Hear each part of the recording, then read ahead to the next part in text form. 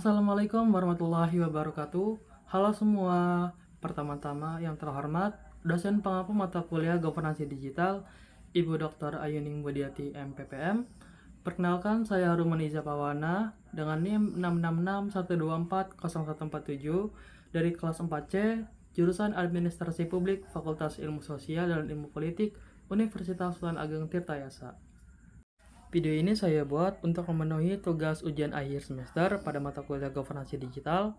Nah, di sini saya akan memaparkan analisis mengenai salah satu inovasi tata kelola digital, yaitu analisis e-governance aplikasi Alpukat di Dukcapil di DKI Jakarta. Nah, seperti yang kita tahu, transformasi digital itu bukan cuma soal gaya-gayaan bikin aplikasi, tapi bagaimana pelayanan publik bisa berjalan lebih cepat, efisien, dan juga transparan. Nah, di Dukcapil DKI Jakarta ini menjawab tantangan tersebut lewat aplikasi Alpukat Betawi untuk mempermudah urusan administrasi, kependudukan secara daring tanpa harus antri tatap muka. Sebelum kita masuk ke analisis teoritisnya, sebenarnya apa sih Alpukat Betawi itu?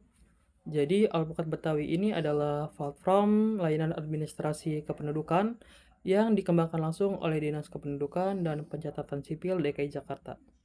Nah, fitur layanan yang disediakan ini terbilang cukup lengkap untuk aplikasi yang dibuat oleh pemerintah daerah, mulai dari pendaftaran kartu keluarga, kartu identitas anak, pendaftaran KTP elektronik, kemudian permohonan surat keterangan, hingga notifikasi status permohonan secara real time.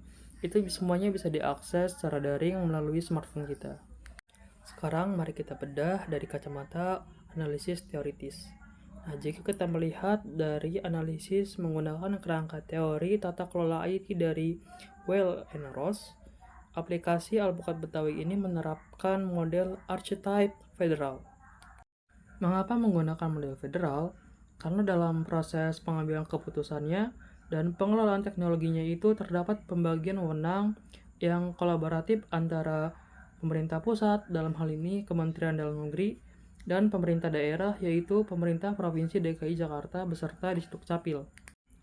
Kementerian Dalam Negeri sendiri berperan untuk menentukan arsitektur dasar, regulasi, dan juga standar keamanan nasional.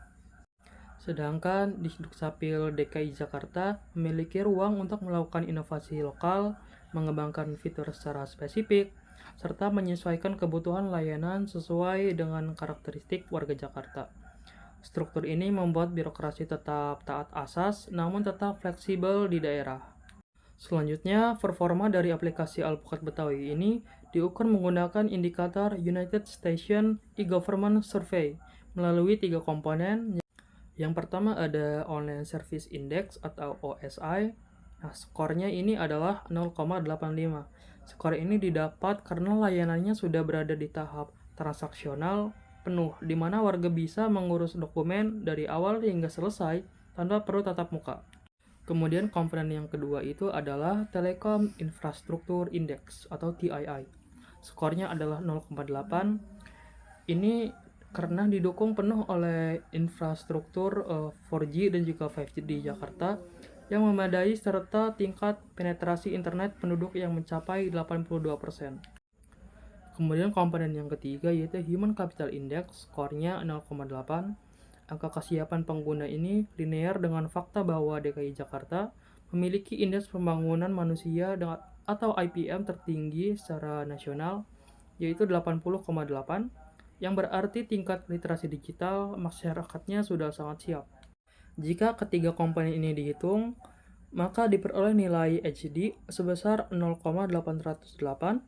Skor ini menempatkan Alpukat Betawi ke dalam kategori Very High E-Government Development, sebuah pencapaian yang setara dengan standar implementasi tata kelola digital di negara-negara maju. Sebagai kesimpulan untuk paparan UAS saya hari ini, aplikasi Alpukat Betawi berhasil membuktikan bahwa kolaborasi model federal dan kesiapan infrastruktur mampu melahirkan pelayanan publik digital yang prima. Namun, rekomendasi kritis yang dapat saya sampaikan dari perspektif administrasi publik adalah pentingnya fokus pada inklusi digital bagi kelompok rentan seperti lansia dan juga penyandang disabilitas agar menekan angka digital divide dan memastikan manfaat e-governance ini merata ke seluruh lapisan masyarakat.